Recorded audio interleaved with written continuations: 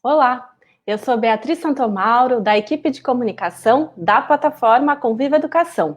Hoje nós vamos falar sobre brincadeiras que as crianças podem fazer com as suas famílias em casa.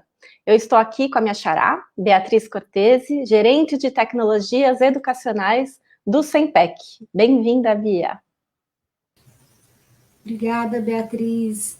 Obrigada pelo convite. Bom dia a todos e a todas. Então, vamos lá. Vamos lá. O SEMPEC foi o responsável por elaborar os conteúdos do curso sobre brincadeiras em família, oferecidos na plataforma Polo, que é o ambiente de formação do Itaú Social. Estamos colocando o endereço do site para quem tiver interesse de participar deste e de outros cursos para secretarias de educação, educadores e famílias, criados especialmente para este momento em que as escolas estão fechadas. O site é www.polo.org.br/educação, educacau, pandemia. Então, vocês encontram aí também por escrito na tela. Todos esses cursos são gratuitos.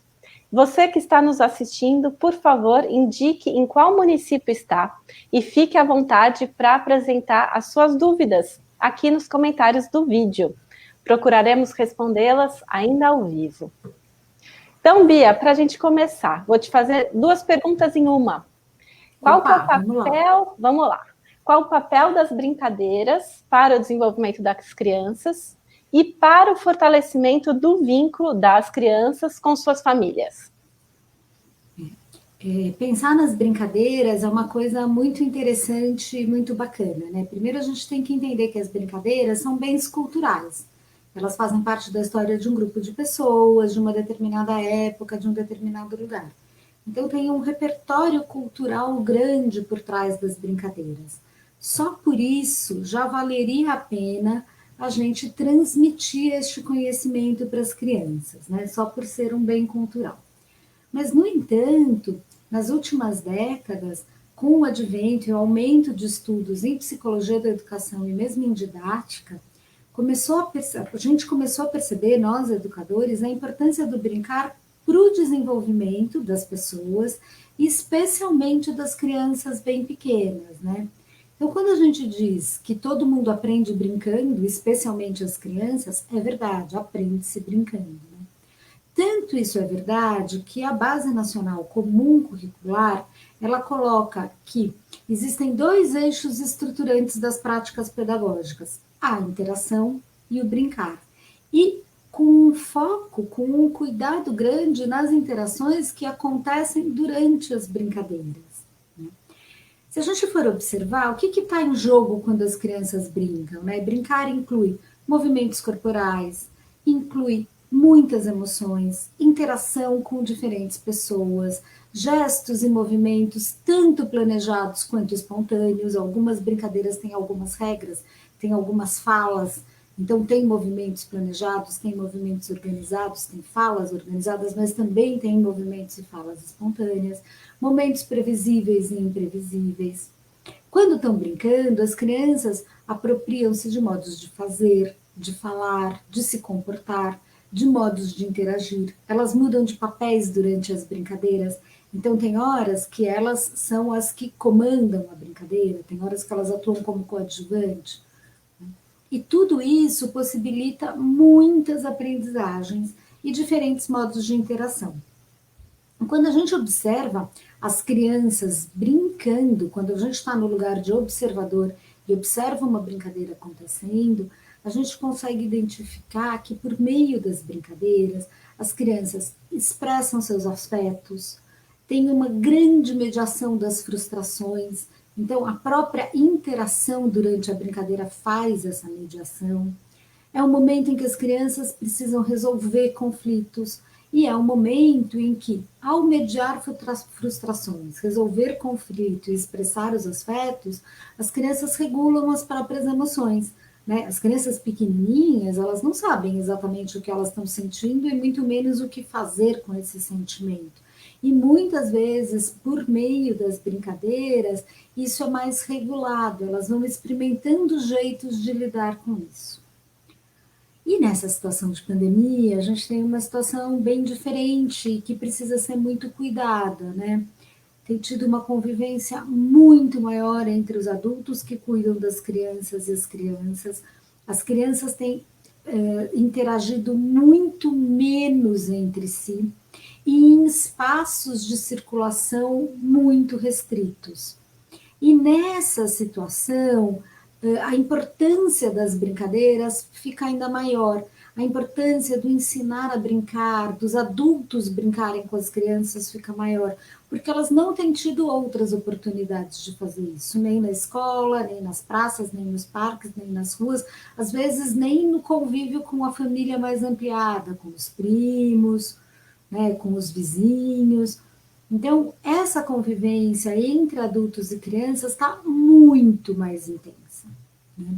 E a gente sabe que isso tem gerado um estresse e uma exaustão, porque cuidar de criança o tempo todo, muitas vezes sem ajuda, em muitas famílias você tem apenas uma mãe com duas, três crianças, ou uma avó que cuida de duas, três crianças. Acontecem dos pais também estarem nessa situação, mas a gente sabe que é mais comum as mães. Então, são situações em que você tem poucos adultos cuidando de criança e sem poder dividir essa responsabilidade, sem poder deixar na escola, sem poder deixar na tia, na avó, com uma vizinha, né? Então, está todo mundo muito mais cansado. E aí, nessa situação, a importância das brincadeiras fica ainda muito maior. Até porque quem convive com crianças sabe que as crianças, elas funcionam muito melhor por meio de brincadeira, né? Imagina uma criança de 3, 4 anos, você precisa levar essa criança para o banho, dá muito mais certo você falar para a criança assim, você não sabe o que aconteceu no banheiro, eu acho que o patinho se afogou, para levar esta criança para o banheiro, do que você ficar uma hora dizendo, agora você tem que tomar banho, tá na hora, vamos lá. Então, você trazer o lúdico para a convivência, você trazer a brincadeira para essa convivência, torna as relações mais leves, mais fáceis, e certamente as próprias crianças acabam obedecendo muito mais, né? E o que a gente percebeu é que muitas famílias não têm esse repertório de brincadeira, não é uma coisa óbvia, né? Não são todas as famílias que conhecem as brincadeiras e que então sabem repertoriar as crianças, sabem promover brincadeiras com as crianças. E foi percebendo essa falta de conhecimento das famílias que a gente elaborou junto ao Itaú, né? O Itaú Social, esse material foi para oferecer um repertório de brincadeiras para as famílias. Bacana. A gente vai falar, vou retomar alguns pontos que você abordou aqui nessa linda introdução, Bia, ao longo da nossa conversa, mas vamos passar então para as brincadeiras que estão oferecidas no curso? Então, no curso da plataforma Polo, vocês citam 25 brincadeiras. E elas são organizadas em brincadeiras com objetos, parlendas, cantigas com gestos, movimentos, corrida, pega-pega, esconde-esconde, brincadeiras de estátua, brincadeiras de conversa e adivinhações. Por que foram essas as brincadeiras escolhidas? Legal, uma boa pergunta essa, Bia. Bom, num primeiro momento, a gente queria brincadeiras que fossem possíveis brincar com poucas pessoas, né? De alguma forma divertir adultos e crianças, fazer sentido para todos os brincantes, digamos assim, em espaços adaptados, muitas vezes espaços pequenos, né? E de fácil compreensão. Então, a gente tinha alguns critérios para escolher essas brincadeiras, né, que eram esses. O que a gente fez foi, a partir de uma experiência do SEMPEC, o SEMPEC tem 30 anos e 30 anos recolhendo brincadeiras, né? Apesar de não ser só o foco do SEMPEC a brincadeira, mas a gente tem uma experiência de recolher brincadeiras da tradição oral, especialmente. Até porque essas brincadeiras da tradição oral, nos últimos anos, passaram a fazer parte do currículo das escolas, especialmente das escolas de educação infantil. Então, ensinar para os professores essas brincadeiras também era uma coisa importante, né? Então, a gente pegou o repertório que a gente tinha, a gente pegou o nosso acervo de brincadeiras e fez uma seleção de quais eram as adaptações possíveis dessas brincadeiras de tradição oral para esta situação de isolamento, considerando que a gente teria 1 ou 2 adultos brincando com 1 a 3 crianças. Então, a gente imaginou essa situação, né? Imaginando situações em que o espaço era pequenininho, então a gente precisaria fazer adaptações nos espaços e adaptações nas brincadeiras. Então, a gente tentou manter o que era importante dessas brincadeiras de tradição oral, mas, ao mesmo tempo, fazendo adaptações para essa situação de isolamento. Foi aí que a gente chegou nas 25 brincadeiras. Muito bom.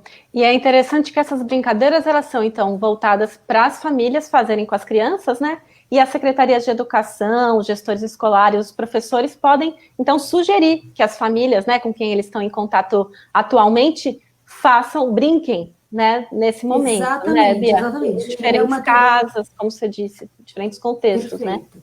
Ele é um material pensado para as famílias, inclusive a forma como o texto está escrito e tal.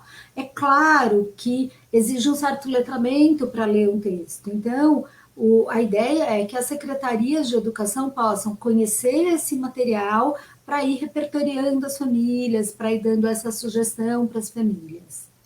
Joia. Então, a gente vai mostrar um trecho de vídeo disponível no ambiente de cursos do Polo, que fala sobre uma brincadeira chamada Cada Macaco no Seu Galho. E depois a gente vai ouvir os seus comentários. É um videozinho de 1 minuto. Vamos lá.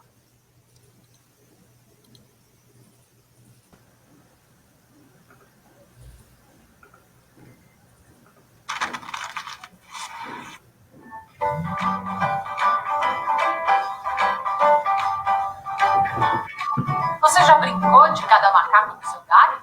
Não? Então, vem brincar, vem comigo. É assim. Primeiro, as pessoas se esparramam. E o pegador grita. Cada macaco no seu galho. E aí, os macacos saem correndo. Você pode subir em qualquer lugar. O importante é que você suba. Talvez você suba num sofá. Quem sabe, na sua casa você possa subir numa cadeira. Ou mesmo se esparramar numa poltrona. O que importa é que você tire os pés do chão. Tire. Se alguém tiver o pé no chão, essa pessoa passa a ser o pegador. E aí, vamos brincar?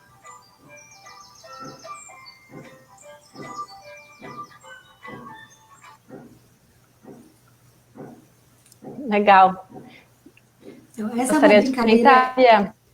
Essa é uma brincadeira, é um esconde-esconde, né? Uma brincadeira de pega-pega, na verdade, em que o pegador fala cada macaco no seu galho e as pessoas precisam ir correndo para os espaços em que elas, para os móveis, enfim, em que elas possam tirar os pés do chão, e quem demora para fazer isso pode ser pego. Então, ela é um pega-pega, né? E quem fez esse vídeo foi a Alessandra Ancona, que foi a autora do material. Ela abriu a casa dela e ela produziu todos esses vídeos de uma forma caseira. O que a gente queria era mostrar mesmo uma situação de brincar em casa, né? De como a casa também pode ser um espaço de brincadeira com algumas adaptações. Então, você vê que provavelmente a Lelê arrumou um pouco essa sala, ela tirou os objetos. Por exemplo, aqui na minha casa, eu tenho uma filha que já é mais velha, mas eu fiz muitas adaptações em casa para esse período de isolamento. Ela gosta de fazer malabares, então eu tirei os enfeites da sala, eu coloquei a televisão num outro lugar, porque ali era o espaço dela fazer malabares, não tem muito jeito. Então, isso foi um cuidado que a gente teve com o material. A gente fez questão de não gravar em estúdio, nem nada disso, para aproximar as possibilidades das famílias. É claro que é muito difícil essa aproximação, as realidades são muito diferentes, mas a ideia sempre é fazer algumas adaptações nos espaços e na própria brincadeira, né? Essa brincadeira, Cada Macaco no Seu Galho, originalmente ela é feita para fazer num parque, num parquinho, em que as crianças subam em árvores. A ideia original não era subir no sofá, mas aqui a gente vai subir no sofá, que é o que é possível. Legal. Antes da gente continuar, eu queria agradecer a presença de alguns municípios que registraram aqui os nomes no nosso chat. Então, muito obrigada. Canelinha, de Santa Catarina, Bom Despacho, Minas Gerais, Epitaciolândia, no Acre, Botucatu, São Paulo, João Neiva, Espírito Santo, Joaçaba, Santa Catarina, Campo Alegre, Alagoas, São Bento do Sul, Santa Catarina, Lontras, Santa Catarina, Corumbá, Mato Grosso do Sul, Apodi, Rio Grande do Norte, Porto Alegre, Rio Grande do Norte, Corumbá, Mato Grosso do Sul, Tauari, Pará, Rio do Sul, Santa Catarina, Mirim Doce, Santa Catarina, Turuçu, Rio Grande do Sul, Ibirama, Santa Catarina, Campo Grande, Mato Grosso do Sul, Campo Alegre, Alagoas, Limoeiro, Pernambuco, e, gente, não vou conseguir falar todos. Muito obrigada pela presença. Daqui a pouco eu falo um pouco mais. Agora a gente vai assistir a um segundo trecho de vídeo disponível também no ambiente de cursos do Polo, que fala sobre o cesto de tesouros. Bia, depois a gente quer ouvir você também.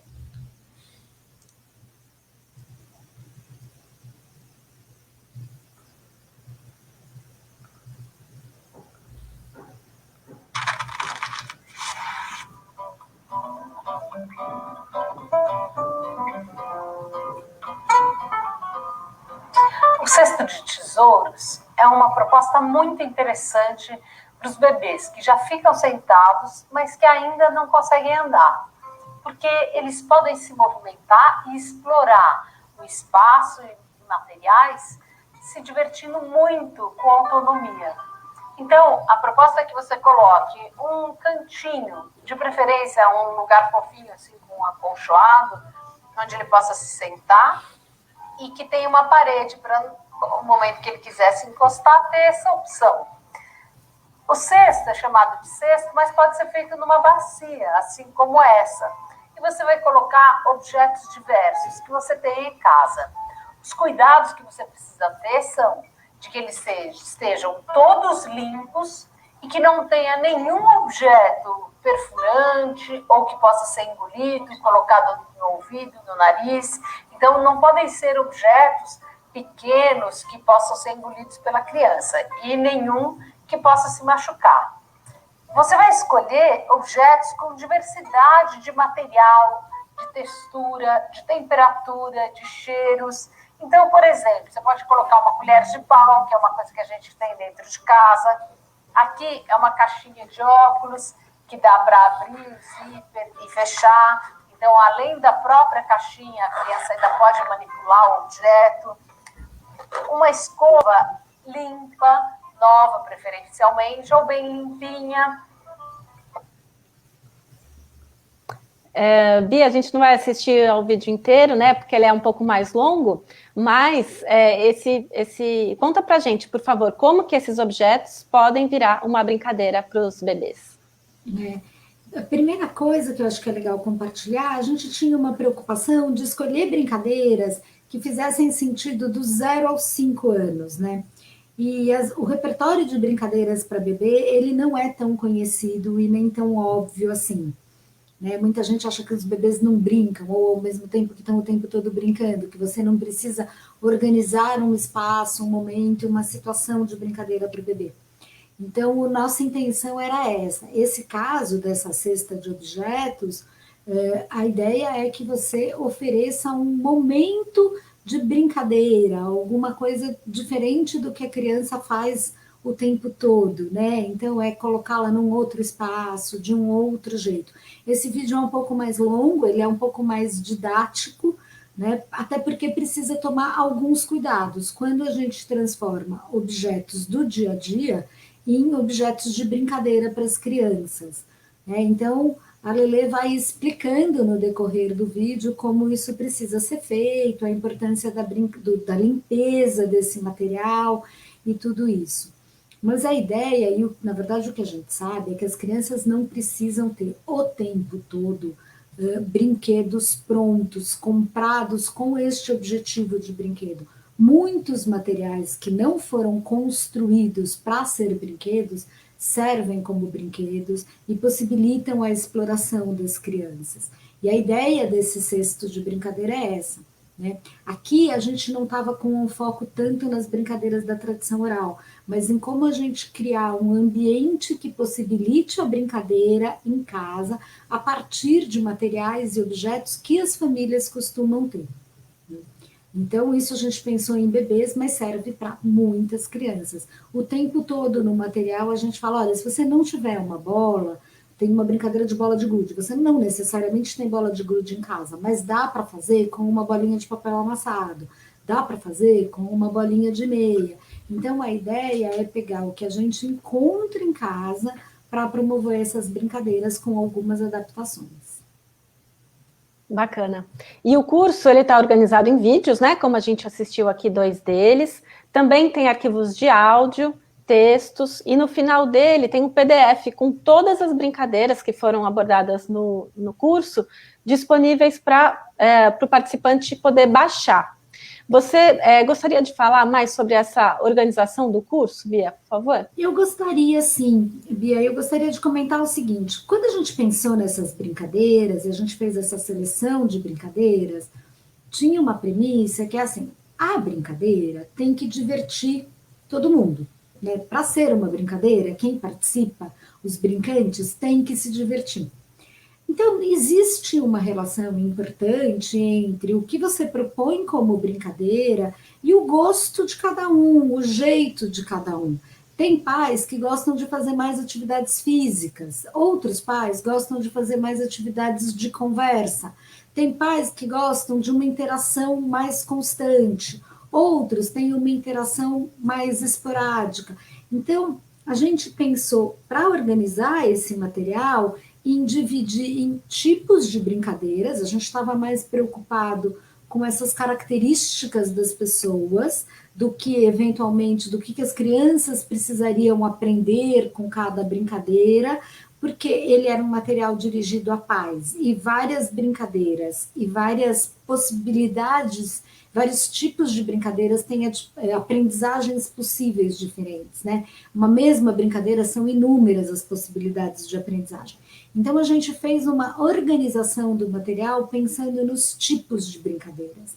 Então, daí, parlendas, cantigas e gestos com movimentos, corrida, pega-pega, esconde-esconde, brincadeira de estátua, brincadeira de conversa e adivinhações.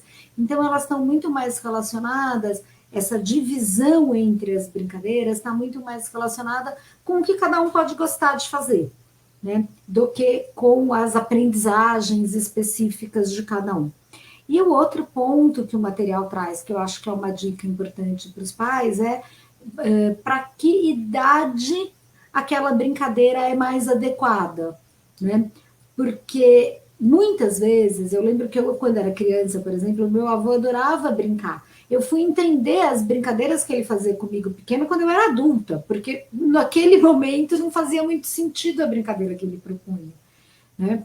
Então, a idade das crianças também é um fator que deve ser considerado para propor as brincadeiras, né? E não é óbvio, como a gente falou no comecinho, saber brincar e saber oferecer boas brincadeiras para as crianças não é uma coisa óbvia. Então, a gente tentou fazer esses 2 critérios de agrupamento, né? O tipo de brincadeira e a idade das crianças. A idade das crianças está sendo informada no PDF, é uma informação fácil de achar no material. A outra coisa que eu acho que é legal comentar do material é que tem vários vídeos, né? Esses 2 vídeos que nós vimos, tem alguns, agora eu não lembro exatamente quanto, mas tem vários vídeos que têm o objetivo de chamar para a brincadeira. Então, ele não tem tanto o objetivo de explicar como a brincadeira deve ser feita, a ideia é que os pais leiam minimamente o que está ali no material, mas que esse seja um vídeo que chame os pais e os filhos para as brincadeiras. A mesma coisa com os áudios. Tem muitas brincadeiras que tem uma musiquinha, né? E que muitas vezes os pais não sabem cantar e não se sentem à vontade para cantar em qualquer ritmo, o que poderia acontecer.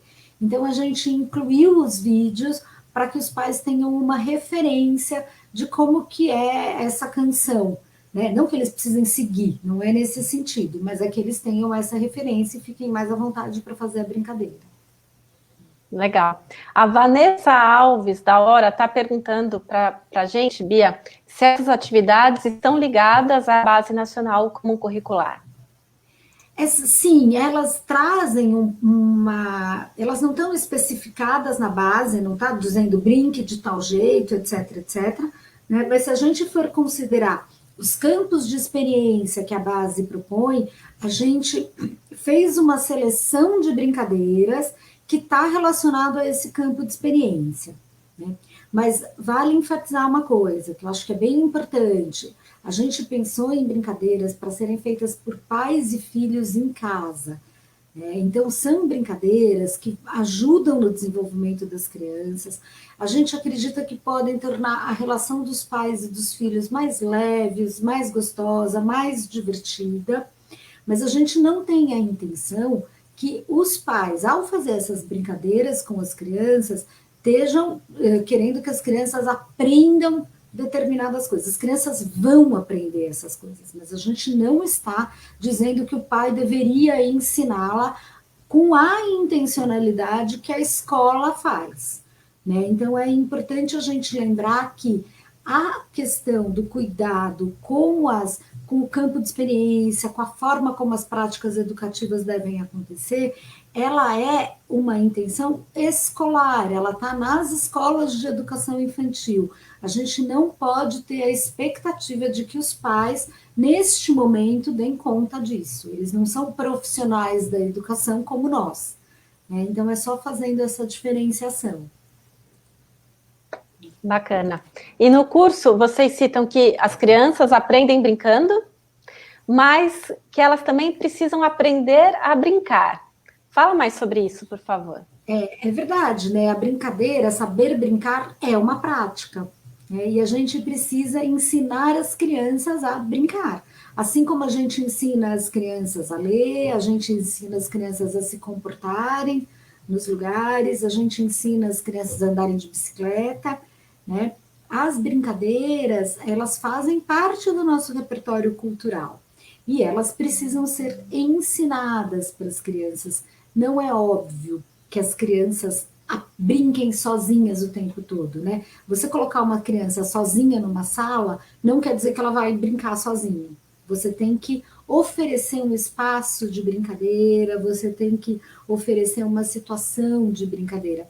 Muitas vezes os pais não sabem disso, e aí eles falam, as crianças ficam o tempo todo na frente da televisão. Se a gente não oferece uma outra coisa para as crianças, elas vão ficar na frente da televisão mesmo, né? Se os pais não organizam esse cesto de tesouro para os bebês, só colocam o bebê na frente da televisão, essa vai ser a única referência que aquele bebê vai ter. Então, a nossa ideia é que em muitos momentos essa televisão possa ser desligada, a tela possa ser desligada e essas brincadeiras apareçam. O que acaba acontecendo é que quanto mais as crianças têm um repertório de brincadeiras, mais elas sozinhas conseguem sair da frente da televisão e fazer essas brincadeiras. Mas num primeiro momento isso precisa ser oferecido para elas, né? Que é uma coisa que as escolas faziam e faziam muito bem. Nessa situação em que não tem escolas, a gente precisa fazer um esforço para ajudar as famílias a oferecerem esses momentos também. Bacana. Vou agradecer aqui a presença de mais alguns municípios, então estão aqui conosco Paraty, no Rio de Janeiro, Joaçaba, Santa Catarina, Osasco, São Paulo, Barrinha, São Paulo, Arabutã, Santa Catarina, Ubatuba, São Paulo, Barra de Santo Antônio, Alagoas, Ipu, no Ceará, no Ceará, João Neiva, Espírito Santo, Candiota, Rio Grande do Sul, Campo Alegre, Alagoas, Corumbá, Mato Grosso do Sul, a Isanil disse que está adorando a live, que bom. Legal. Araguatins, Tocantins, Rio das Ostras, Rio de Janeiro, também aqui conosco. Muito obrigada, gente. Esse vídeo vai continuar disponível na íntegra, no Facebook do Conviva e também no YouTube do Conviva. Então, para quem não pegou desde o comecinho ou quiser indicar para mais alguém, também é possível. Bia, de que forma que essas sugestões de brincadeiras colaboram nesse momento para as crianças em que elas não têm troca com os amigos, nem com os educadores na escola, né? Como você disse, estão em casa, estão com alguns adultos o tempo todo. Por que brincar nesse momento é tão importante? A brincadeira, nesse momento, eu acho que ela cumpre vários papéis, né? Muitos papéis. O primeiro é tornar essas relações familiares mais leves, mais divertidas, né? Acho que tem uma coisa que é duro cuidar de criança o tempo todo, né? Quem tem filho e já ficou 48 horas com uma criança pequena sabe que tem uma demanda muito grande. Você tem que estar o tempo todo disponível para aquela criança, né? Para ela não se machucar, para ela comer, para ela... A brincadeira torna essa relação entre os adultos e as crianças muito mais leves. Eu lembro um dia que eu estava conversando com uma moça que é cozinheira e ela falava assim, minha filha não me deixa cozinhar em casa, né? É impossível ela cozinhar. Eu precisar cozinhar e ela está em casa. Eu preciso sair de casa para cozinhar. Eu falei, mas você já tentou brincar com ela nesse momento? Então, enquanto você cozinha, ela faz uma massinha, ela brinca de comidinha, você pede para ela te ajudar em algumas coisas, né? Ao invés de você só excluir a criança desse espaço e desse momento, você a inclui, né? Então, você fala, enquanto eu vou fazer um bolo, você vai fazer uma massinha, você vai fazer um biscoito de faz de conta. Então, você possibilitar estas situações de brincadeira com as crianças torna, de alguma forma, a vida mais leve. Isso por um lado. Por outro lado, as brincadeiras, especialmente essas brincadeiras que a gente sugere no material, elas são brincadeiras que permitem que as crianças troquem de papéis. Então, tem horas que é a criança que vai ser a mamãe polenta. Tem horas que a criança está no lugar de ser a protagonista da brincadeira, de controlar o tempo, de dizer o que pode e o que não pode. E nessa situação em que as crianças não estão trocando muito de papéis, porque isso acontece na interação com outras crianças, isso acaba sendo ainda mais importante, né? Porque senão o tempo todo é uma relação de adulto com criança em que, ao mesmo tempo que o adulto manda na criança, ele tem que atender as necessidades das crianças o tempo todo, né? E essa situação de brincadeiras, ela permite que as crianças mudem de lugar, e isso é essencial, né? Eu tenho certeza que todos nós, educadores, teremos um desafio grande quando essas crianças retornarem para a escola, né? Porque as crianças não vão estar acostumadas a isso, elas vão estar acostumadas a serem atendidas pelos pais, pelos avós, enfim, pelos adultos que estão na casa cuidando delas. Então, o quanto mais essas crianças puderem experimentar coisas diferentes, mesmo durante esse momento de isolamento, é super importante. Bacana. Agora a gente vai navegar na plataforma Polo, aqui com vocês, e entender um pouco como é que funciona para acessar esse ambiente dos cursos para as famílias. Então, o endereço é www.polo.org.br/educacau, né, educação, -pandemia. Então, aí nessa tela que a gente está, descendo um pouco mais, a gente vai encontrar a opção para famílias, ali onde está o botão laranjinha. Então, entrando nele, clicando ali. Vamos esperar abrir. Porque os outros botões, eles são para... os outros quadradinhos ali nessa tela são para os outros públicos, né? Deu alguma falha aí na nossa tela. Vamos voltar já já. Mas então, ali na Educação na Pandemia, né, nesse curso formativo do Polo, tem diversos públicos, cursos para diversos públicos, né, para secretarias de educação, educadores e famílias. Então, clicando ali onde a gente apontou ali para entrar, chegou nessa tela que a gente mostra agora. Então, descendo um pouquinho, tem duas opções ali. Tem a opção começar agora. Então, entrando ali no começar agora, à direita. Aí a gente vai ver as duas opções de curso. Então, são elas, o Brincando em Família, que é esse que a gente mais falou agora nesse momento, na conversa com a Bia, e essa segunda opção de aprender juntos as famílias e suas crianças. Então, a gente vai falar um pouco sobre esse curso. Ele tem 2 horas de duração e aborda 4 temas, que é explorar e criar, saúde desde sempre, universos das palavras e brincar de tudo. Ele foi elaborado pelo Instituto Avisalá e esse curso está disponível em 2 ambientes, tanto aqui no Polo, como a gente já mostrou, quanto também no site do Instituto Avisalá, que está aqui um endereço encurtado para que vocês possam entrar. O endereço é bit.ly/avisalá, _aprender, _juntos. E agora a gente vai assistir a um convite de Silvia Carvalho, coordenadora executiva do Instituto Avisalá. Ela fez esse vídeo especialmente para essa transmissão. Então, muito obrigada, Silvia e equipe. Então, a gente vai assistir, daqui a pouquinho a gente volta aqui.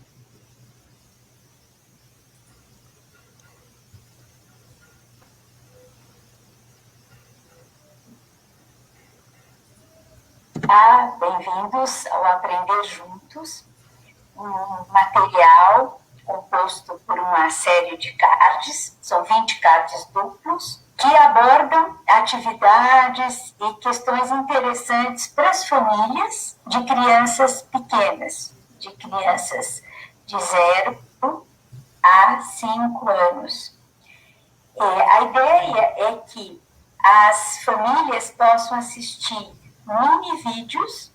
É um material que pode ir por WhatsApp ou pela internet, ou em alguns casos há municípios que podem imprimir também esse material. E tem também um material para os profissionais de educação infantil, coordenadores, diretores e professores. A ideia é manter um diálogo com a família. Os vídeos são bem curtos, são vídeos focados na ação das crianças. São crianças fazendo coisas interessantes, né?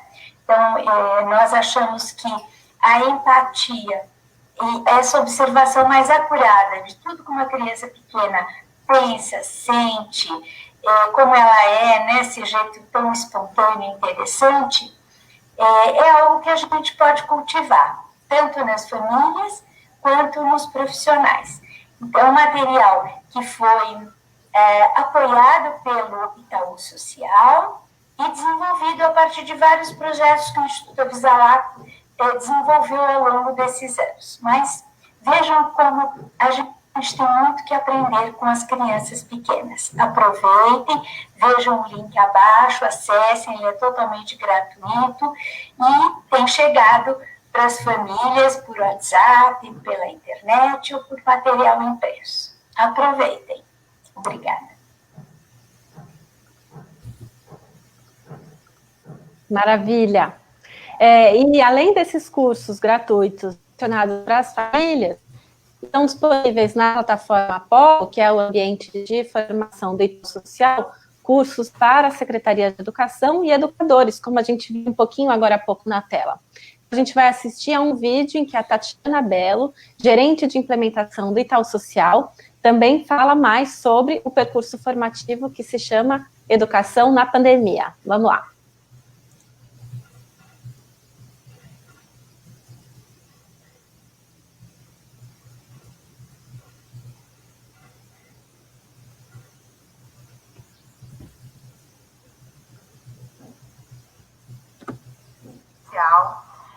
Estou aqui para dividir com vocês o trabalho que o Itaú Social, juntamente com apoiadores e parceiros técnicos, tem desenvolvido para apoiar os municípios nesse momento tão delicado que estamos vivendo, da pandemia na área da saúde. Nós já desenvolvemos materiais referentes à alimentação escolar, calendário letivo, gestão financeira de pessoas e prestação de contas. Estamos lançando agora uma nova leva de materiais com os seguintes temas: atividades pedagógicas não presenciais, transporte escolar e educação especial na perspectiva da educação inclusiva. Teremos também materiais que serão lançados mais para frente, referentes à fase da retomada das aulas, que vão tratar da garantia da aprendizagem e algumas medidas para diminuir a defasagem, e também a retomada das aulas com vistas à equidade. Então, a gente espera que esses materiais possam apoiar os gestores municipais, suas equipes técnicas, os articuladores regionais de todas as iniciativas que estão em cooperação intermunicipal, ou seja, com conjuntos de municípios trabalhando conjuntamente, e também as secretarias estaduais para apoiá-los no regime de colaboração, no apoio aos seus municípios. Nós esperamos que, a partir de casos que nós trazemos nos materiais, de estudo de casos, de experiências, cada município possa construir a sua forma de atuar, enfrentando aí as diversas questões que nós temos, principalmente na questão de dirimir as desigualdades educacionais. Joia. Bia, muitas das famílias estão sobrecarregadas e passando por diversas dificuldades, seja relacionadas às questões financeiras ou de saúde. Como que as secretarias de educação e as escolas podem sugerir que a brincadeira faça parte da rotina, mesmo conhecendo esses limites e possibilidades de cada uma? Eu vou juntar também com uma pergunta que veio da Maria, do Espírito Santo, que ela é professora e disse que sugeriu para as famílias fazer um faz de conta em casa e que grande parte delas não deu muita importância. Como que ela deve reforçar, então, que essa atividade seja feita de fato? É uma situação bem difícil que a gente está vivendo, né? Porque, assim, tem os desafios de cada um, tem as possibilidades de cada um, tem a nossa grande preocupação como educador dessas muitas perdas que vão acontecer, que a gente gostaria de minimizar e que não acontecessem, né? E aí eu acho que é a Maria, né? Agora eu não lembro o nome da ouvinte. Acho que a Maria traz uma coisa super importante, que é como é que a gente explica para as famílias a importância da brincadeira, porque como eu estava dizendo, essas brincadeiras elas acabaram fazendo parte do currículo escolar. O ensinar a brincar, né, transformou-se num conteúdo curricular. Então, como é que as famílias se dão conta disso? Eu fico pensando assim, o que eu diria para as famílias, né? Eu diria numa lógica de que a brincadeira, o brincar, é o modo de funcionamento das crianças. Eu falaria muito mais neste sentido do que no sentido de que a brincadeira promove aprendizagens. Eu acho que muitas famílias não conseguem, neste momento, pensar que as brincadeiras vão promover aprendizagens. Isso talvez para as famílias, especialmente para as famílias muito vulneráveis, isso esteja muito distante, né? Mas que a forma com que as crianças obedecem melhor, a forma com que as crianças lidam com o cotidiano melhor e também até a forma como as crianças aprendem melhor, está relacionado a convites para as brincadeiras, né? E como isso torna a vida de todo mundo mais leve, mais divertida. Acho que se a gente faz um discurso muito pedagógico, com aspas, nesse momento, para as famílias, de que as crianças precisam brincar para ampliar o repertório, porque elas podem desenvolver diferentes papéis, porque essa é a forma de interação, eu acho muito difícil que as famílias deem conta disso. Mas se a gente fala para as crianças que por meio da brincadeira as crianças obedecem mais, as crianças se envolvem mais com as atividades, as crianças ficam mais tempo fazendo alguma coisa, porque o brincar é o natural da criança, é o jeito com que as crianças funcionam, eu imagino que faça mais sentido, né? E aí, acho que tem algumas dicas que a gente pode dar, né? Que é repertoriar, é ensinar a brincar, é por esse vídeo, por exemplo, da Lelê, mostrando como é que você organiza os cestos de brincadeira, é você dar algumas dicas de organização do espaço. Então, os pais ficam irritadíssimos porque as crianças vão sujar o sofá. Cobre com um lençol o sofá, porque vai ter que deixar essas crianças brincarem em algum lugar. né? Ensina a fazer massinha de farinha, água e sal, que é uma coisa que é um acesso menos difícil para a maioria das famílias, né? Então, eu acho que são essas dicas. Como é que brinca de faz de conta? O que você precisa ter na casa? Pega 2, 3 panelas e começa a brincar, e a dizer, vou fazer uma polenta, vamos começar brincando de mamãe polenta, que é uma das brincadeiras que a gente tem no material, né?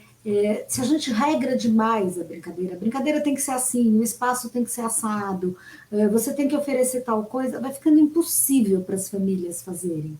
Então, a gente tem que impor pouca regra, né? A gente tem que entender que vão ser muitas as adaptações, a gente tem que oferecer esse repertório. Eu imagino que esse material que a gente traz e muitos outros materiais que são encontrados na internet, eles ajudam nessa ampliação do repertório. Se os professores conseguirem, manda um WhatsApp para a família, com dica, com, olha, que tal se hoje você fizer tal coisa, experimenta falar para a criança que está na hora do almoço, do jantar, por meio de uma parlenda, experimenta convidar para o banho por meio de uma outra brincadeira. Quem sabe isso vai ficando mais fácil para a relação dos pais e dos filhos, e aí eles vão percebendo o sentido dessas brincadeiras e a importância dessas brincadeiras no dia a dia.